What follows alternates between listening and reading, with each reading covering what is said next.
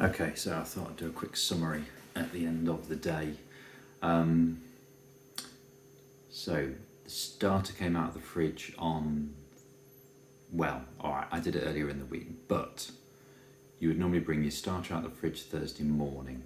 This is to bake on Sunday. Starter out of the fridge Thursday morning, feed it. Feed it Friday. Actually, you could bring it out on Friday. Bring it out Friday morning, feed it. Bring it out Saturday morning, feed it. And then about 10 o'clock, to the first stage, which is mix the flour, the starter, the water, no salt. Give it a bit of a rough mix. Leave it for half an hour for the auto release piece to happen. After that half an hour, so let's say you start at 10 o'clock, so 10:30, add your salt and really mix it in. Give it a good pounding. Don't knead it, but just give it a good mix. And then again, leave it for another half an hour. So 11 o'clock, you then come out and do your first stretch and fold, probably about 10 of them in total. Just keep rotating the bowl, stretching, folding over, stretching, folding over, doing that. Just do that at 11 o'clock, and then do it at 11:30, 12, 12:30, 1, okay? So you've done it 5 times in total over 2 hours. Leave it for another half hour, so 1:30, you would then do your bench rest. You get it out, you do your envelope fold, flip it over, get it into a nice tight ball, and you're trying to get this really good surface tension on it, so that it can sort of really rise, but sort of, I guess, hold the crust at the same time. And you've done all that stretching and folding to keep it really gentle, to keep the bubbles in, so you get those lovely big bubbles.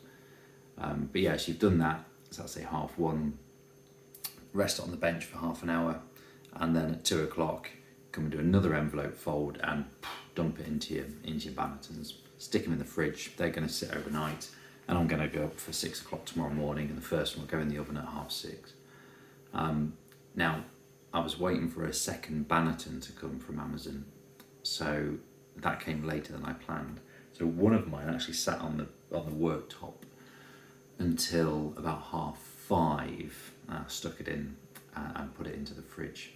So if I can remember which one's which I can, it'll be interesting to see how they both turn out. So one of them went into the fridge at 2 o'clock, but the other one had another 3.5 hours sitting on the worktop before it went into the fridge, and therefore less time in the fridge. But it's still technically, it's second proof, so it should be all right. So yeah, so that's the process. I've picked that up by I read Paul Hollywood's bread book. That was where I sort of started with the sourdough, got the starter going.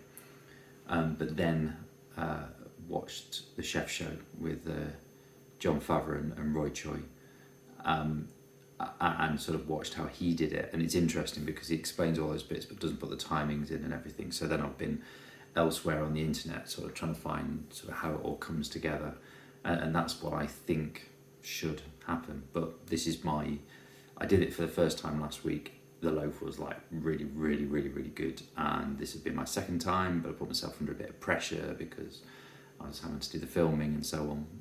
But we will, we'll see how it goes. All right, we will reconvene at 6:30 in the morning, and see how the loaves go.